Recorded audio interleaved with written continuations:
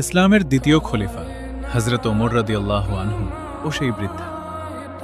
ইসলামের ইতিহাসে এক আপোষহীন বীরের নাম ওমর, যার ভয়ে শয়তান রাস্তা পরিবর্তন করত, অথচ যার হৃদয়ে ছিল মোমের মতো নরম এক পোশলা মেঘ। রাতের আঁধারে প্রজাদের দুঃখ দেখতে বের হতেন তিনি। এক গভীর রাতে ওমর রাদিয়াল্লাহু আনহু মদিনার উপকণ্ঠে দেখলেন একটি তাঁবু। কাছে গিয়ে দেখলেন এক বৃদ্ধা উনুন জ্বালিয়ে বসে আছেন আর পাত্রে পানি ফুটছে। পাশে ছোট ছোট কয়েকটি শিশু ক্ষুধার যন্ত্রণায় কাঁদছে।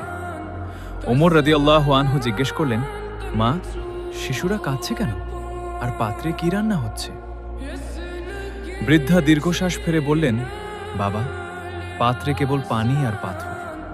ওদের শান্ত করার জন্য আমি কেবল রান্নার অভিনয় করছি, যাতে ওরা ঘুমানোর আগ পর্যন্ত সান্ত্বনা পায়।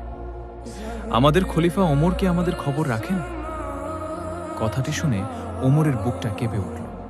তিনি দ্রুত বায়তুল মালে ফিরে গেলেন। নিজের পিঠে আটার বস্তা আর ঘিয়ের পাত্র তুলে নিলেন। ভৃত্য সাহায্য করতে চাইলে তিনি কেঁদে বললেন, কিয়ামতের দিন কি তুমি আমার পাপের বোঝা বইবে? ওমর রাদিয়াল্লাহু আনহু নিজে গিয়ে সেই বৃদ্ধার জন্য রান্না করলেন। ধোঁয়ায় তার দাড়ি ভিজে যাচ্ছিল, কিন্তু তিনি থামলেন না।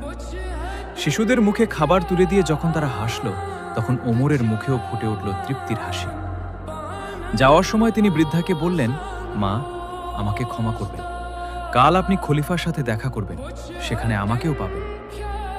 পরদিন বৃদ্ধা যখন খলিফার দরবারে গিয়ে দেখলেন সেই রাতের লোতের লোকটাই খলিফা ওমর, তখন তিনি এটাই ছিলেন ওমর।